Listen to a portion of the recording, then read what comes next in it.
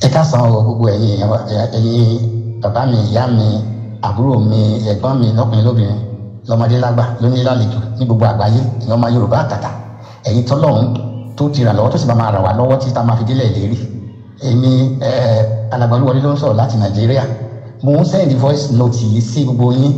àtẹ̀tẹ̀ wà ní Nàìjíríà ń bí àtẹ̀tẹ̀ wà lókè òkun pátápátá láti jẹ́ ká máa rírì ìdí tó fi ṣe pàtàkì láti jára gbàgbó ní oko ẹrú tí wọ́n fi wá sí. A kì í ṣọmọ ẹrú, ọmọ aládé àlàáfíà ni wá. A gbọ́dọ̀ wà ní ipò ọmọ aládé gẹ́gẹ́ bá ṣe máa ń sọ tí Yorùbá máa ń pòwe, ọmọ aláṣọ wa ò gbọ́dọ̀ wọ àkísà rárá. Ọmọ ẹlẹ́ran wa máa kò gbọ́dọ̀ jẹ́ egun. Ẹ jẹ́ kí n wá mú báyìí, ẹ jẹ́ kí n rán wa létí ìdí tàbí láti bọ àwọn ìdí yẹn pọ̀ díẹ̀ bọ̀ máa ṣe ní ṣókí. Ẹ jẹ́ padà sí gbàtàgbà independence 1960 nígbà tá a bẹ̀rẹ̀ tá a sọ wá bọ̀ by fire by force. Tani ó jẹ́ president Nàìjíríà gbà yẹn, Nnamdi Azikiwe àbí president fìdí ẹ ló jẹ o. Ṣé ẹ mọ̀ pé gbà yẹn prime minister gangan ló ẹ tó rù tàdé ní prime minister ńgbà yẹn Tafawa Balewa ni. Láti wo ló ti wá north ní Fúlàní ni. Nígbà tí òun kúrò mẹ́ta àwọn olóò organize school àwọn ará north ni. Ṣé ẹ pé the first school Aguiyi Ironsi olódúró oṣù mẹ́fà mẹ́ka tó káwọn ará north yẹn káwọn military guys north ká tó gbàdà lọ. Ṣé ni wọ́n á fi síbẹ̀ wọ́n fi Gowon síbẹ̀ níbo ló ti wá north ló ti wá ṣùgbọ́n middle belt ni. So yẹ ẹsìn nígbà tí wọ́n máa lé Gowon kúrò mẹ́ ta ló lé kúrò mẹ́ àwọn north náà ni. Ta ló dáná fi síbẹ̀ wọ́n fi Muritala síbẹ̀. Ta náà fi ṣe gbákejì wọ́n fọbaṣọjọ́ ṣe gbákejì. Ta ló lórí gbà yẹn Muritala. Níbo ni Muritala ti wá ó jẹ́ north ẹ bá ká o látòrí Tafawa Balewa a lọ sórí Gowon a kó lórí Gowon a lọ sórí Muritala. Nígbà tá a máa gbá Muritala kúrò ń bẹ̀ by fire by force torí pé kò sẹ́ni bọ̀dì tó lè tí wọ́n lè fi torí Ọbásanjọ́ ní gbákejì Muritala gbà yẹn wọ́n fi agbára káká wọ́n fi Ọbásanjọ́ síbẹ̀ tàbí ìgbà tí Ọbásanjọ́ máa kúrò ń bẹ̀ tó bá ṣe election dípò kó gbé election yẹn kó dájọ́ síbi tó yẹ kó dá sí pé Ọbáfẹ́mi Awólọ́wọ̀ ló wọlé ó lọ gbé presidency yẹn ó gbé fún Ṣàgàrí. Ibo ni Ṣàgàrí ti wá north. Ṣé ẹ pé Yorùbá ẹ̀ka ní Yorùbá wà ń bẹ̀ ìyẹn tí Ọbásanjọ́ kì í dẹ̀ pé ó fi inú fẹ́ dọ̀ wà débẹ̀ ni o wọ́n gbé síbẹ̀ ni wọ́n fi ha síbẹ̀ ni kó fìdí ha ẹ̀ nígbà tí Ọbásanjọ́ máa kúrò ó gbé fún Ṣàgàrí ó jẹ́ north. Ẹ má ka o tàkọ́kọ́ Tafawa Balewa 1 èkejì Gowon 2 ẹ̀kẹta Muritala 3 ẹ̀kẹrin Ṣàgàrí ó jẹ́ 4. Nígbà tí a tún máa lé Ṣàgàrí kúrò ń bẹ̀ àwọn ará north náà ló plan kú yẹn ta ló wá ń bẹ̀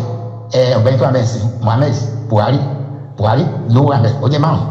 Buhari ò tó wá dúró ń bẹ̀ ó tún mú igbákejì ẹ̀ ó tún wá láti north yẹn tó lè yàtọ̀ ó jẹ́ 5. Nígbà tá a máa lé tó Buhari kúrò ń bẹ̀ ta ló bà Babangida láti gbọ́dọ̀ láti north ó jẹ́ 6. Nígbà tí Babangida máa kúrò nígbà tí ariwo pọ̀ organize election kangaroo election láti fi ṣe lóru láti fi bò wá lójú wọn la ọmọ wa ti yẹ kó débẹ̀ wọ́n ti mọ̀ pé láyé àwọn ò ní fún àwa south láyè àwọn ló máa dictate wọ́n ṣe àná election yẹn abilá òdì bẹ́ẹ̀ ìgbà tá máa ṣe wọ́n fi fìdí ẹ̀ka ká lè fi àpíìsì wa àwa náà bí mú àgbà wọn ní ẹnìkan jẹ́ Ṣónẹ́kà wọ́n fi síbẹ̀ Ṣónẹ́kà olóṣù mẹ́rin kò lè sáyẹn check kò lè pàṣẹ kọ́kọ́ kò sí bíi kankan tó lè sáyẹn kó olóṣù mẹ́ta nígbà tí Abacha jẹ́ number 7 àbí number 8 ó kì í ṣẹ́yìnká ìgbà tí Abacha máa ń kó mbẹ tí ikú máa má Abacha lọ ó gbé Abdulsalam wá síbẹ̀ ó jẹ́ mélòó ó jẹ́ 9 láti north lẹ́ka yóò bóyá mẹ́jọ nìyẹn àbí láti the same north ẹ láti pé Yorùbá yẹ kan láti débẹ̀ náà wọn bá tí Abdulsalam máa kúrò mbẹ wọn tó organize kangaroo election wọn wẹ tó lè please wọn tí àwọn lè máa ti pọ̀npọ̀npọ̀n tó máa ṣe bídìí sọ wọn lọ mọ Ọbásanjọ́ jáde Ọbásanjọ́ ó lu tiẹ̀ tán ṣé Yorùbá ìkejì nìyẹn gbàtọ́ Ọbásanjọ́ máa kúrò mbẹ tàbí gbàgbé fún ògbé fún ànúdánudánà ó jẹ́ 10 ìyẹn Musa Yar'Adua abẹ́ẹ̀kọ́ ìyẹn kú síbẹ̀ agbára káká kó gbọ́dọ̀ àti wọn náà ṣe jẹ́ kí good luck kó débẹ̀ that is from the south. Then the last person tá à ń ṣe é sí number 11 òun ni Muritala igami Buhari ó jẹ́ mélòó ó jẹ́ 10 kọ́ láti ka yẹn so gbogbo láti 1960 àti ní northern mọ́kànlá tó ti di àgàdé wa lórí and most of these people are Fulanis. There is a difference between the Hausas and the Fulanis. The Fulanis are cattle rearer kò síṣẹ́ kọ̀kọ́ tọ́ mọ̀ ṣe àwọn Hausa àwọn obì gòrò ká máa tajà ká máa ṣe àgbẹ̀ làwọn ṣe now ìyẹn bẹ́ẹ̀ ṣe ti ẹ máa ká lọ nígbà tó tún yá nígbà tí wọ́n máa dá Abuja káàbọ̀ Abuja tágbé ẹ̀kọ́ta kó dé lẹ́kọ̀ọ́ tágbé lọ sí Abuja wọ́n pè bẹ̀ ní Federal Capital Territory nínú Federal Capital Territory láti jọ́tọ́ ti yan minister in charge of the FCT ẹjọ́ mélòó láti gbọ́ pé Yorùbá ni wọ́n fi ṣe minister of Federal Capital Territory it is always from the north ni wọ́n ti máa ń wá and most of them are Fulanis ẹ̀rántí El-Rufai he was a Fulani the last one Bala Muhammed abi nǹkan kan Fulani náà lónà àmì yìí ti dẹ̀ gọ́ọ̀nà àtàwọn bẹ́ẹ̀ lọ Yorùbá ò débẹ̀ rí o Igbo ò débẹ̀ o kàmá ìyẹn bẹ́ẹ̀ tẹ bá wò ó nígbà ní early 80s nígbà táwa sí early 70s early 60s nígbà táwa sí wà kékeré ẹ rí i pé economic backbone Nigeria south ni ẹ wo iye àwọn factories tó wà ní Nigeria báyìí wẹ̀tọ́ lẹ́yìn la fẹ́ sọ nípa textile mills tó ní kàwá ní south níbà especially western region and eastern region mélòó la fẹ́ kà àwọn Àsùnwàní àwọn Adó Èkìtì textile mill àwọn Ìkẹjà textile mill àwọn bẹ́ẹ̀ lọ ìyẹn bẹ́ẹ̀ ibo làwọn kíláàsì pé Michelin àwọn náà wà bẹ́ẹ̀ nígbà yẹn àwọn dọ́lọ́pù wà Nàìjíríà ọ̀pọ̀lọpọ̀ àwọn multinationals ló wà níbí ibi dákẹ́ pa owó tó fi lọ bọ́ wọn ní north abẹ́ẹ̀kọ́ good factory mélòó lẹ́gbọ́ tó wà ní north àbí industry mélòó the south is the industrial hub of Nigeria from inception there's no doubt about it universities mélòó wà ní north we have the largest number of universities even as far back as early the first university was established in Ibadan the first television station in Nigeria in the west the first radio station west the first stadium west talose Awolowo free education awalani so àti lajú gan ti pẹ́tipẹ́ àti lajú kàmárà bíi tó kótó ká tó jọ ẹ̀wà ìyẹn bẹ́ẹ̀ tẹ́ bá lọ wò ó sì bá ṣe sọ̀rọ̀ wọ́n náà close border ní south but wọ́n ṣí border ní north because from my investigation gbogbo borders wà ní north nàìjíríà ṣe I was reliably informed pé a bag of rice ní north is about 10,000 meanwhile a bag of rice maybe by ó ti lọ sí 30,000 kí ni plan wọn ni láti staff wa láti mẹ́ta àwọn bá ti border bí báyìí oúnjẹ ò ní wọlé síbí àwa náà ò ní lè gbóúnjẹ jáde so they will be forced now to buy anything that is brought from the north so bàtà tí ma pé tẹ́lẹ̀ bá ti pa dáadáa ní ráyè agitate ṣe bẹ́ẹ̀ bí tẹ́lẹ̀ pa ẹni ebi ń pa kì í bọ́ wá sùn abẹ́kọ̀ so ní ráyè agitate rárá so easily dá máa mú wa ní máa wà ní wa wọ́n á wá sọ wá di màlúù báwọn ṣe rí di màlúù yẹn abẹ́kọ̀ good now let's look at other industries láyé ìgbà kan we have Leland ó wà ní Ìbàdàn abẹ́kọ̀ we have Anamco ó wà ní east we have SEA àwọn tó I'm talking about motor manufacturing companies nìyẹn o Leland àwọn ló ṣe Leland Ìbàdàn Anamco ló ṣe Mercedes-Benz Volkswagen wà lẹ́kọ̀ọ́ ní ọ̀dọ̀ SEA wà ní Middle Belt and so on and so forth mélòó ló wà ní north they deliberately cripple all these things deliberately Berek Bakri was there I can go on and on and on they deliberately crippled all those factories all those industries so that àwa náà wá bíi tiwọn so yẹ ẹ sì wọ́n ti máa pé táwọn bá ti cripple wa economically and lè ṣe anything mọ́ okay ẹ̀yẹ bẹ́ẹ̀ nígbà tí ní 2015 before 2015 exchange rate was 190 naira to $1 as of today we are talking the thing has gone in excess of 500 naira to $1 ṣé fọwọ́ lànà lọ́dún backward àwọn ló wà mẹ́wọ̀ abẹ́kọ̀ good ẹ jẹ́ ká lọ wo àwọn ọmọ níbi ìbò among all our people tó wà ní diaspora tí wọ́n create waves lọ́wọ́ ní ìta àgbórúkọ wọn in the field of medicine engineering starting and so on and so forth ṣé mẹ́kọ́ máa nẹ̀ ọmọ Yorùbá lónìí Gatwick airport and many other big places Hausa Fulani mélòó lẹ́gbọ́ tó wà nílò tó create wave ní ìwé you can mention 10 even 5 you can't wọn ò sí fún ìlọsíwájú ààrẹ pẹ̀lú for all these reasons we can't join them we can't if wọ́n ní àgùntàn tó bá já rìn á máa ṣe bí abẹ́ ajá náà ni wọ́n fẹ́ ká máa ṣe bí àwọn we don't belong ẹ sọ fún àwọn ọmọ wa àwọn bàbá wa ní pé a ò belong ṣé ẹni tá a bá gba òmìnira tí ara tá a bá dá dúró tá a bá dìde self determination tá a bá gbé dúró àmì we have our own unique currency a máa ní currency tiwa ànílò náírà is for Nigeria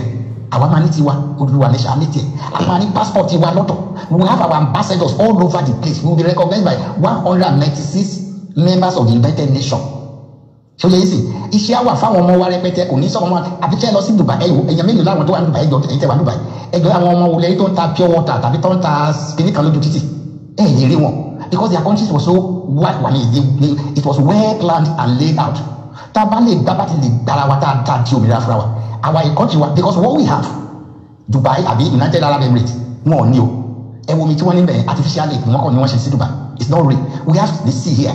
we have the ocean we have so many ports all the ports will be under our control àwọn Fúlàní ò ní control èyí tí a fẹ́ fẹ́ ká fi lọ nìyẹn wọn ò lómi lọ́wọ́ yẹn èèyàn gbẹ́lẹ̀ ìlú wọn a gbọ́dọ̀ defend ara david anything ẹjọ́ èmi náà bá yín sọ̀rọ̀ I'm almost 70 years of age and mo máa wà láàyè máa rí a máa jọ ṣìkìrì àjọ máa ṣe ẹ má jẹ́ ká jáwọ́ sẹ́yìn ṣe gbọ́ ẹ má jẹ́ ká fà sẹ́yìn the advantages are far wider than the disadvantages tá a bá ṣe bá ṣe lọ tá a support àwọn Ìgbòho àti Gani Adams ẹ wo àwa la máa forí fa ọmọ wa àwa ti lọ àwọn ọmọ wa náà máa Ọlọ́run ní jẹ́ ká ọmọ wa dẹrú tó bá yá àwọn ẹlẹ́wọ̀n máa talẹ̀ fún wa à ń láti lọ́ máa gbàṣẹ lọ́wọ́ wọn nígbà tá a bá rú wa you cannot go and buy land you go and they will be the minister in charge of lands they will be the minister in charge of waters they will be in charge of everything so you as the bona fide owner of the land you won't have right over your own land you won't have right over everything wọ́n lè sọ pé ọmọ tó lọ ẹ bá mi wá mo fẹ́ wọ́n gbẹ́sẹ̀ lé nìyẹn ẹ̀yin ẹ̀ wò a ò ṣe kọ́ náà ẹ wo bí tá a bá wa tá a bá ha kẹlẹ wọ́n lè wà láàrin ìjọba ibi táwọn èèyàn jàkàjàkà jókòó sí wọn ò ní tìjú àwọn ìjọba kọ̀ọ̀rọ̀ ètò wọn ò kíá ẹ lọ yíyan kìkìgó o ti ń pa kọ́kọ́kọ́ sáwọn yẹn la fẹ́ bá ẹ wo bá ṣe ń dress now look at their dressing look at the way ẹ wo táwọn obìnrin wa bá gbé gèlè ó máa ń dá yẹn lọ́rùn ẹ wo tiwọn gọ́gọ́gọ́ náà máa ṣe ẹjọ́ ẹ̀yin ọmọ ìyá mi ní gbogbo orílẹ̀-èdè àgbáyé mo bẹ̀ yín ẹ jẹ́ ká sọ wọ́pọ̀ pẹ̀lú àwọn tó ń lead wa yìí. I'm talking about Sunday Igboho, Gani Adams àti bẹ́ẹ̀ lọ ẹjọ́ mo bẹ̀ yín mo dẹ̀ fẹ́ rọ Gani Adams níbikíbi tó wà tó bá ń gbọ́ ètò yìí kó jọ mo fi orí adé bẹ̀ mo fi gbogbo ìkúnlẹ̀ abiyamọ bẹ̀ mo dẹ̀ fi gbogbo àwọn alálẹ̀ ìlú Yorùbá mo fi bẹ̀ kó fa Sunday Igboho máa rà kájọ máa plan bóun bá tiẹ̀ jáde kó àdóva gbogbo ọmọ ẹ̀ àwọn ọmọ ẹ̀ tó wà ní OPC wọn Sunday gbà mo kó àwọn ilé ìfẹ́ lọ bóyá ẹ̀yin ọ̀gá yín ẹ máa tẹ̀lé ẹni ta kájọ máa ṣe mí ti kájọ foríkorí kájọ fọwọ́sowọ́pọ̀ káṣíkè ní ìkálè délẹ̀ ìlérí ogó wa náà ló máa jẹ́ ẹjọ́ mo bẹ̀ yín ni ẹ má jẹ́ ká fún àwọn ará bíi ní àyè gbogbo àwọn tó jẹ́ olórí ogun nílẹ̀ Yorùbá nílé Èkìtì state ni o ní Ọ̀yọ́ state ni o ní Ondo state ni o ní Kwara state ni o ní Lagos state l'Ogun state ní any part of the state ibo ni o ti dárúkọ náà gbogbo wa ká máa ṣèpàdé lóòrèkóòrè let us mobilize let them continue to strategize àwọn ará bíi ti sọ̀rọ̀ àǹdí wa tí bá gbọ́ ọ̀gá Àmọ̀tẹ́kùn sọ lẹ́yìn olórí Àmọ̀tẹ́kùn tó sọ ó ní wọ́n ti sọ̀rọ̀ àwọn wà nínú gbó rẹpẹtẹ àwọn ọlọ́pàá ò ní dá sí because they are working according to the instruction from Abuja ṣe ní so àwọn alábàgbára wálẹ̀ gbogbo ẹ̀yin olórí babaláwo oníṣègùn tó gbóná tó gbóògùn ẹ sowọ́pọ̀ ẹ má jẹ́ ká wá kógun bá ẹ̀yin kógun yẹn lọ bá wọn níbẹ̀ go and meet them don't wait until they come and surprise us nǹkan tó ṣẹlẹ̀ sí Nàìjíríà nìyẹn wọ́n á jókòó tẹ́tẹ́rẹ́ until táwọn yẹn tí Boko Haram bá launch attack how can people come to military base kálẹ̀ launch attack kálẹ̀ máa pa military so ẹ má jẹ́ ká dúró gbogbo wọn tẹ bá ní la máa fi jàjà yìí láti Ondo state wá sí Èkìtì state wá sí Ọ̀yọ́ state wá sí Ògùn state wá sí Lagos state wá sí Ọ̀ṣun state everywhere we must be prepared ẹjọ́ yìí yẹn mi ẹ má jẹ́ ká bára wa jà ẹ má jẹ́ kéèjì wọn kó mu wa o Ọlọ́run àwa ó ti wà pẹ̀lú wa ó sì máa wà pẹ̀lú wa let me round up by giving you this example nígbà tí àwọn ọmọ Israẹli wà nígbèkùn àwọn ọmọ Egypt wọn ti believe yes wọn làwọn eléyìí ti dẹrù wọn náà àwọn ọgbà ti gbà pẹ̀lú wọn they just use them ìgbà tó tásìkò Ọlọ́run fẹ́ ṣiṣẹ́ gbogbo ẹnìkan lè dé tán pé Mose was in the hinterland with his father-in-law nígbà tó lọ́ọ́ yọ sí so yẹ sí Ọlọ́run wa lọ sí Pharaoh we all know that story it's the same thing that is happening in the Yoruba land our Moses of today is Sunday Igboho the Aaron ẹ̀gbọ́n ni Aaron jẹ́ sí Moses ṣùgbọ́n because of the situation of ṣẹ̀mẹ̀pẹ́ sábàrà ni Moses Ọlọ́run láti lo Aaron pé kó support ẹ̀ the supporter okay ẹ jẹ́ kí n pè báyìí ẹni tọ́lọ́run tó lò láti gbé ọwọ́ Aaron ga àmì Sunday Igboho òun ni Gani Adams wọn ò gbọdọ̀ bára wọn jà àtẹ gbọdọ̀ ṣe nǹkan tó máa fa gbọ́mísí omi òtó láàrin àwọn méjèèjì yẹn mo bẹ̀ yín ní o ẹjọ́ ẹ jẹ́ ká délẹ̀ lérí yẹn nǹkan rere ló wà ń bẹ̀ o nǹkan tó dáa tó yẹ kí àwọn ọmọ ìrandínà wa máa jọ látàrí nílẹ̀ ní kankan tó máa tọrọ bára I'm telling you gbogbo àwọn àgbàlagbà tó ti dàgbà tí wọn ò níṣẹ́ gbogbo wọn máa provide fún source of income every month everybody ní India anybody above the age of 60 the government takes care of them that is the way it is going to be in this nation our government will take care of all the agents then kò sẹ́ni tí ò ní lọ sí school we won't find any child roaming about because ìṣẹ̀dálẹ̀ wa ni àwa máa ń kẹ́kọ̀ọ́ ní àjọ̀gbọ́n Ọlọ́run fún wa lọ́pọlọ tó pé àwọn ọmọ wa ń ṣe dáadáa lóyìnbó ẹ̀yin tẹ́ wà lọ́wọ́ kudos to you I give you 7 bosas Olúwa wà pẹ̀lú wa ẹ má jẹ́ ká tura sílẹ̀ o kìíní ó ti di dandan o ojú ò gbọ́dọ̀ tiwa ojú ò sì ní tiwa ẹ ṣe púpọ̀.